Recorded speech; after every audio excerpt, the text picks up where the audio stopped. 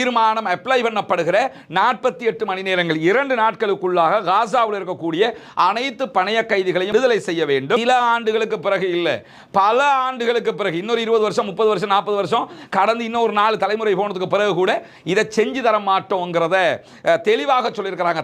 இஸ்ரேலோடு எந்த விதமான ராணுவ சண்டைக்கும் தயாராக இல்லை, அப்படி எந்த விதமான தாக்குதலும் நடத்துகிற ரேஞ்சில் அவங்க இல்லை, அவங்களோட பாட்டில் இருக்கிறாங்க என்று 12 நாட்களுக்கு முன்பதாக அவர்கள் தகவல் கொடுத்திருக்கிறார்கள் என்று இஸ்ரேலுடைய சேனல் 20 இன்றைக்கு இந்த தகவல்களை வெளியிட்டிருக்கு. இந்த தகவல்களில் இருந்து நம்ம புரிந்து கொள்கிற மிக முக்கியமான ஒரு செய்தி என்னன்னு கேட்டா,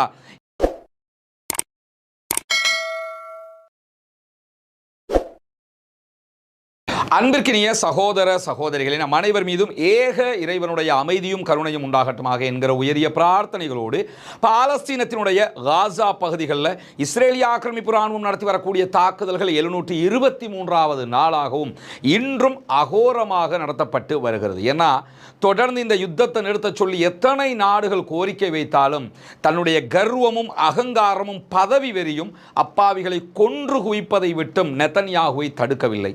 தொடர்ச்சி அவருடைய இந்த இரத்த வெறியாட்டம் நடந்து கொண்டே இருக்கிறது.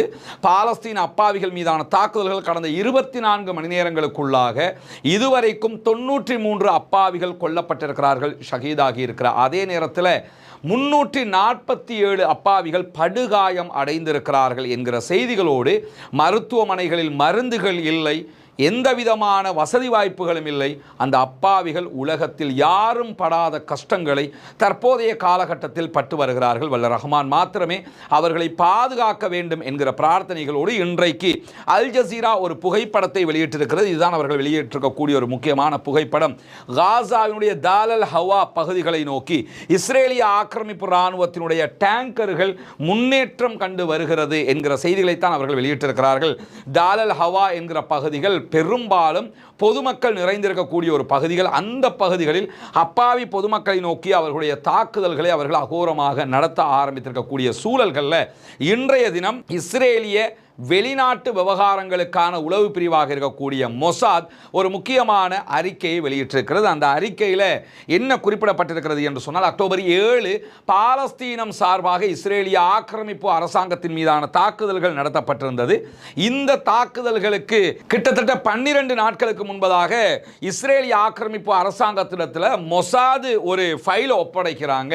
அந்த ஃபைல் அவங்க கொடுத்த உளவு தகவல் என்னன்னு சொன்னால், பாலஸ்தீன விடுதலை அமைப்பினர் இஸ்ரேலோடு எந்த விதமான ராணுவ சண்டைக்கும் தயாராக இல்லை, அப்படி எந்த விதமான தாக்குதலும் நடத்துகிற ரேஞ்சில் அவங்க இல்லை, அவங்களோட பாட்டில் இருக்கிறாங்க என்று 12 நாட்களுக்கு முன்பதாக அவர்கள் தகவல் கொடுத்திருக்கிறார்கள் என்று இஸ்ரேலுடைய சேனல் 20 இன்றைக்கு இந்த தகவல்களை வெளியிட்டிருக்கு. இந்த தகவல்களில் இருந்து நம்ம புரிந்து கொள்கிற மிக முக்கியமான ஒரு செய்தி என்னன்னு கேட்டா, எவ்வளவு பெரிய உளவு படை என்று தங்களை அறிவித்துக் கொண்ட மொசாதினால் பாலஸ்தீன விடுதலை இராணுவம் ஒரு மாபெரும் அட்டாக் நடத்த இருக்கிறாங்கிறத கண்டுபிடிக்க முடியாமல் போயிருக்கிறது. எனவே இவங்க பில்டப் காட்டின அளவுக்குண்டான ஆட்கள் இல்லை என்பதை ஆரம்பமாக நம்ம தெரிந்து கொள்ளுகிற அதே நேரத்தில் எடியோத் அஹ்ரோனோத் இஸ்ரேலிய பத்திரிகை வெளியிட்டிருக்கக்கூடிய செய்திகளோடு சேர்த்து இன்றைக்கு பல சர்வதேச ஊடகங்களும் வெளியிட்டிருக்கக்கூடிய ஒரு செய்தி தான்.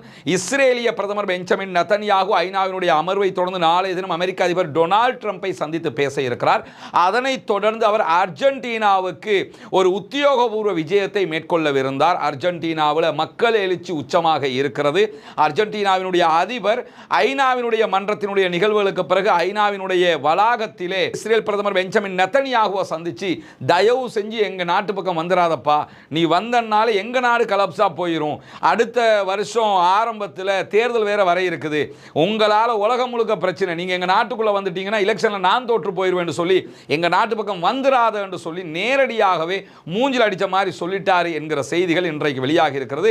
நம்ம தனியான ஒரு வீடியோவாகவும் இதனை வெளியிட்டிருக்கிறோம். அதில் முழு தகவல் பேசப்பட்டிருக்கிறது. பார்க்காத சகோதரர்கள் ரஸ்மின் டாக்ஸ் என்கிற நம்முடைய சேனலில் அதை பார்த்து கொள்ள முடியும் என்கிற செய்திகளோடு, காசாவில் நமக்கெல்லாம் தெரியும் பாலஸ்தீன விடுதலை இராணுவம் தங்களுடைய நாட்டை மீட்டெடுப்பதற்காக உயிரை பணயம் வைத்து போராடி கொண்டிருக்கிறார்கள். பாலஸ்தீனத்தினுடைய அப்பாவி பொதுமக்களும் தங்களுடைய நாடு தங்களுக்கு வேண்டும் என்பதில் உறுதியாக இருக்கிறார்கள். 25 லட்சம் மக்கள் தங்களுடைய நாட்டின் தேவைக்காக தங்களுடைய தேசத்திற்காக போராடி கொண்டிருக்கிறார்கள். இப்படி போராடக்கூடிய நேரத்தில் கொல்லப்படுகிற மக்கள் எல்லாம் தங்களுடைய நாட்டுக்காக கொல்லப்பட்ட ஷஹீதுகளாக இஸ்லாமிய மார்க்கம் பார்க்கும் என்பதும் நமக்கெல்லாம் தெரியும். நபிகள் நாயகம் ஸல்லல்லாஹு அலைஹி வஸல்லம் அவர்கள் சொல்கிறார்கள், மன் குதில தூன மாலிஹி ஃபஹுவ ஷஹீத். தன்னுடைய சொத்துக்காக எவன் கொல்லப்படுகிறானோ அவனே ஷஹீத் என்கிறார்கள். அப்படி இருக்கிற போது தங்களுடைய நாட்டுக்காக தங்களுடைய தேசத்துக்காக கொல்லப்படக்கூடிய இந்த அப்பாவிகளும் ஷஹீதுடைய அந்தஸ்தை அடைகிறார்கள். இப்படியான சூழல்ல காசாவுக்குள்ள இருக்கக்கூடிய ஒரு சில பேரை இணைச்சுக்கிட்டு இஸ்ரேலிய ஆக்கிரமிப்பு ராணுவம் சில துரோகிகளை உருவாக்கி அந்த துரோகிகளுக்கு ஆயுத பயிற்சிகளை கொடுத்து ஆயுதங்களையும் கொடுத்து பாலஸ்தீன விடுதலை அமைப்புக்கு எதிரான தாக்குதல்களை நடத்துவதற்கு தூண்டிவிட்டு இருக்கிற அதே நேரம் பாலஸ்தீனத்துக்குள்ள எப்பயாவது ஒரு 2 லாரியில உணவு வந்தா கூட அதை திருடுகிற வேலையையும் இவங்களை வச்சே செஞ்சுக்கிட்டு இருக்கு யாசர் அபு ஷபாப் என்கிற ஒரு தேச துரோகியினுடைய தலைமையில் தான் இந்த குழு இயங்கிக் கொண்டிருக்கிறது. இந்த குழுவை ஏற்கனவே பாலஸ்தீன விடுதலை அமைப்பினர் ஒரு 3 மாதங்களுக்கு முன்பதாக அவர்களுடைய உயர் நீதிமன்றம் கூடி இந்த யுத்த சூழலுக்குள்ளேயே உயர் நீதிமன்றம் கூடி நீதிமன்றம் ஒரு அறிவிப்பை வெளியிட்டிருந்தாங்க. என்னன்னா, யாசர் அபு ஷபாப் தலைமையிலான இந்த தேச துரோகிகள் குழு உடனடியாக சரணடைய வேண்டும். சரணடையாத பட்சத்தில் உங்களுக்கு எதிரான மரண தண்டனை தீர்ப்பு வழங்கப்படும். 10 நாள் உங்களுக்கு டைம் தர்றோம். நாட்டை காப்பாற்ற வேண்டியதான் நம்முடைய பொறுப்பே தவிர தேசத்துக்கு எதிராக நீங்கள் இஸ்ரேலியர்களோடு சேர்ந்து கொண்டு தேசத்தை காட்டிக் கொடுக்கிறீர்கள், சுயநலமாக செயல்படாதீங்க என்று அறிவுரைகளோடு அந்த தீர்ப்பு அவங்க கொடுத்திருந்தாங்க. ஆனால் இவங்க யாருமே சரணடையலை. உடனடியாக நீதிமன்றம் இதற்கு பிறகு நாங்கள் கைது செய்கிற உங்களுடைய ஆட்களை சேர்ந்த உங்கள் குழுவை சேர்ந்த தேச துரோகிகள் யாராக இருந்தாலும் அவர்களுக்கு தேசத்திற்கு எதிராக செயல்பட்ட குற்றத்தில் மரண தண்டனை விதிக்கப்படும் என்று அறிவித்திருந்தார்கள். இந்த நயவஞ்சகர்களுக்கு ஏற்கனவே 2 தடவைகள் கிட்டத்தட்ட 7 பேருக்கு பாலஸ்தீன விடுதலை அமைப்பு மரண தண்டனை விதித்திருக்கிறார். அதே நேரம் இன்றைக்கு வெளியாகி இருக்கக்கூடிய தகவல்கள் பிரகாரம் யாசர் அபு ஷபாப் என்கிறவனுடைய இந்த தேச துரோகிகள் குழுவை சேர்ந்த மேலும் 3 பேர் கைது செய்யப்பட்டு மக்களுக்கு முன்பதாக பகிரங்கமாகவே அவர்களுக்கு மரண தண்டனை நிறைவேற்றப்பட்டிருக்கிறது. கடந்த வாரம் இப்படி ஒரு மரண தண்டனை நிறைவேற்றப்பட்டிருந்தது. அந்த வீடியோக்களை எல்லாம் பாலஸ்தீன விடுதலை அமைப்பு வெளியிட்டிருந்தாங்க, பல ஊடகங்களும் வெளியிட்டிருந்தாங்க. அந்த வீடியோக்களை நம்ம பகிர முடியாது, அந்த யூடியூபினுடைய சட்டப்படியான சில ரெஸ்ட்ரிக்ஷன்கள் இருக்கிற காரணத்தினால நாம் அதை பகிர முடியாமல் இருக்கிறது. எனவே அந்த அடிப்படையில் தான் இப்பொழுதும் என்ன பண்ணியிருக்கிறாங்கன்னு கேட்டால் 3 தேச துரோகிகளுக்கு தீர்ப்பு வழங்கப்பட்டு அவர்களுக்கு மரண தண்டனை நிறைவேற்றப்பட்டிருக்கிறது.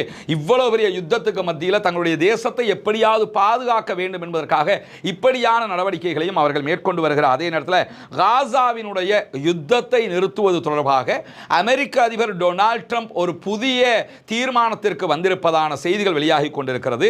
இந்த தீர்மானம் தான் இனிமேல் அப்ளை ஆக போகுது என்று சொல்லிக் கொண்டிருக்கிறார்கள். நேற்றைய தினம் நம்முடைய வீடியோவில் கூட சொல்லியிருந்தோம், பாலஸ்டைன் ஆணையம் என்றொன்றை உருவாக்கி அந்த ஆணையத்திற்கு தலைவராக முன்னாள் பிரித்தானியாவுடைய பிரதமர் டோனி பிளேயரை நியமித்து அதனூடாக நாங்கள் காசாவை ஆள போகிறோம், பாலஸ்தீன விடுதலை அமைப்பு ஆயுதங்களை எல்லாம் கொடுத்துட்டு சரணடைஞ்சிடணும், நாட்டை விட்டு வெளியேறிடணும், இதுதான் எங்களுடைய தீர்மானம் என்று சொல்லியிருந்தாங்க. இந்த அடிப்படையில் அமெரிக்க அதிபர் டொனால்ட் ட்ரம்ப் எடுத்திருக்கக்கூடிய முடிவுகள் தொடர்பாக வாஷிங்டன் போஸ்ட் இன்றைக்கு ஒரு முழுமையான செய்தியை வெளியிட்டிருக்கிறார்கள். நேற்றைய தினம் வால் ஸ்ட்ரீட் ஜேர்னல் வெளியிட்ட அந்த தரவுகளோடு சேர்ந்து இணைந்த செய்திகளாக இந்த செய்திகள் வெளியாகி இருக்கிறது. குறிப்பாக பாலஸ்தீனத்தில் இருக்கக்கூடிய இஸ்ரேலிய ஆக்கிரமிப்பு ராணுவம் தன்னுடைய அனைத்து ராணுவ நடவடிக்கைகளையும் நிறுத்தும், அதே போன்று சண்டையிடுகிற இடங்கள்ல இருந்து அவங்க வெளியேறுவாங்க 48 மணி நேரத்துக்குள்ளாக. அதாவது இந்த தீர்மானம் அப்ளை பண்ணப்படுகிற 48 மணி நேரங்கள் 2 நாட்களுக்குள்ளாக காசாவில் இருக்கக்கூடிய அனைத்து பணைய கைதிகளையும் பாலஸ்தீன விடுதலை அமைப்பினர் விடுதலை செய்ய வேண்டும். பாலஸ்தீன விடுதலை அமைப்பினர் தங்களிடம் இருக்கக்கூடிய அனைத்து ஆயுதங்களையும் ஒப்படைக்க வேண்டும், அழிக்க வேண்டும், அழித்துவிட்டு அவர்கள் சரணடைய வேண்டும். அமைதியாக வாழ்வதற்கு விரும்புகிற பாலஸ்தீன விடுதலை அமைப்பை சேர்ந்த உறுப்பினர்கள் ராணுவத்தை சேர்ந்த யாராக இருந்தாலும் அவர்களுக்கு பொது மன்னிப்பு வழங்கப்படும். காசாவை ஆள்வதற்கு 2 குழுக்கள் நியமிக்கப்படும். ஒன்று சர்வதேச குழு, டோனி பிளேயருடைய தலைமையில் ஒரு குழு, இரண்டாவது உள்நாட்டு ஆட்சி குழு என்றொன்று உருவாக்கப்படும். இந்த 2 குழுவும் தான் காசாவை நிர்வகிக்கும். பாலஸ்தீன விடுதலை அமைப்பினருக்கு காசாவை ஆள்வதற்கான எந்த பங்குமே இருக்காது என்பதோடு காசாவுக்கு தேவையான மனிதாபிமான உதவிகளை ஐநாவினுடைய UNRWA தான் செய்யும். இதை தாண்டி காசாவை பாதுகாப்பதற்காக அரபு நாடுகளுடைய ஒரு படை நிலைநிறுத்தப்படும். எல்லா நாடுகளிலிருந்து ராணுவத்தை எடுத்து அங்கே நிலைநிறுத்துவோம். அவங்க காசாவில் இருக்கக்கூடியவங்களுக்கு ராணுவ பயிற்சி கொடுத்து அவர்களை அவர்கள் ராணுவத்தில் இணைத்துக் கொள்வார்கள். இது எதுவரைக்கும் தொடரும் என்றால் பல ஆண்டுகள் தொடரும். இவங்க சொல்ற செய்தி என்னன்னு கேட்டா, சரி இதெல்லாம் ஓகே, பாலஸ்தீன விடுதலை அமைப்பு ராணுவத்தை எல்லாத்தையும் கழிச்சிட்டான், எல்லாத்தையும் விட்டுட்டான், இவங்க சொன்ன மாதிரி நடந்துட்டான்னு வைங்க.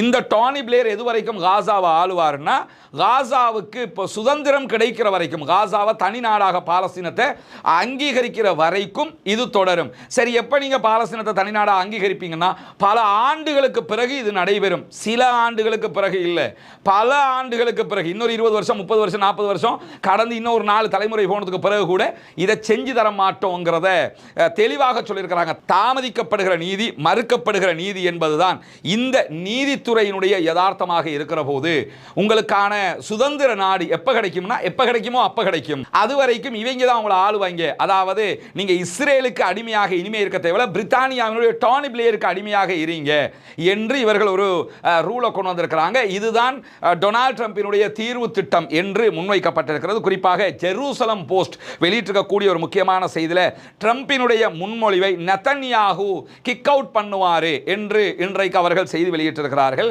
ஏன்னா நாளைய தினம் நெதன்யாகு டொனால்ட் ட்ரம்பை சந்திச்சு பேச இருக்கிறாரு. அவரே இதை ஏற்றுக்கொள்ள வாய்ப்பு இல்லை. ஏன்னா பெஞ்சமின் நெதன்யாகுவோடு இணைந்திருக்கக்கூடிய இனவாத உச்சகட்ட இனவாதிகளாக இருக்கக்கூடிய ஸ்மாரிச் போன்ற அமைச்சர்கள் எல்லாம் இதுக்கு நீங்க ஒத்துக்கொள்ளவே கூடாது என்கிற செய்தியை சொல்லியிருக்கிறாங்க.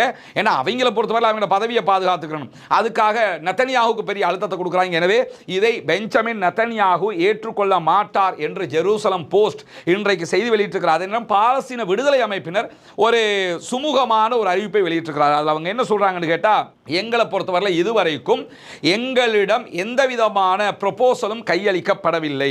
நாங்கள் காசா தொடர்பான சமாதான உடன்படிக்கை பேச்சுவார்த்தைகளில் ஆல்ரெடி ஈடுபட்டிருந்த நேரத்தில் கத்தரில் வச்சு எங்கள் தலைவர்கள் மீது தாக்குதல் நடத்தப்பட்டது.